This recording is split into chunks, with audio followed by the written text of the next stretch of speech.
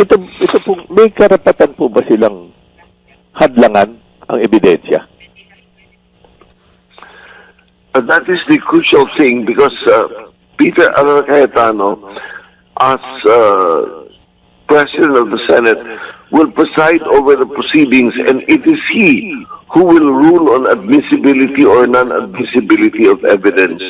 But they have to be very careful about that because you remember, Jarius, that in the impeachment of Joseph Estrada, when the issue of the opening of the second envelope came up, and the majority of the Senate voted against opening up, that triggered EDSA Dos.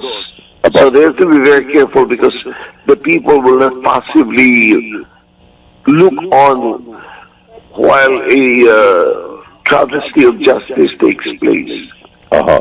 Pero sa tansya nila, hindi na siguro magkakaroon ng EDSA uli, mga EDSA revolt na ganyan. Kaya maaring malakas ang loob nila ngayon. Maari pong gano'n.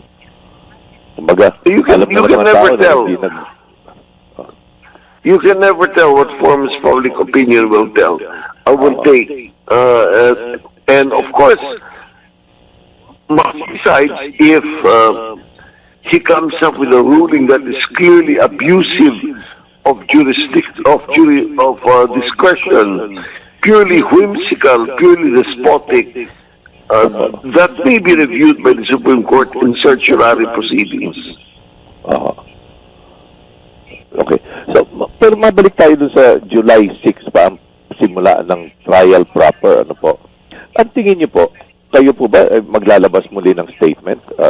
Kayong mga law school deans and professors na bakit patatagalin pa ito? Hindi ba pwedeng simulan na agad? Ngayong Hunyo. We've never talked about this yet, and maybe one of these days we shall talk about this and arrive at an agreement. May ano po ba ito? Sa tingin nyo, maaring manlamig po ang mamamayan, ang taong bayan pag ganito? Matatagalan ka o hindi naman po?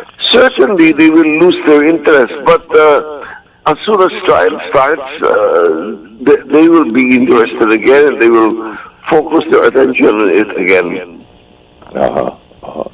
So, hindi rin, miski i-delay ito, hindi rin nila may ipapagtanggol kung nais nila ipagtanggol yung si VP Sara dito.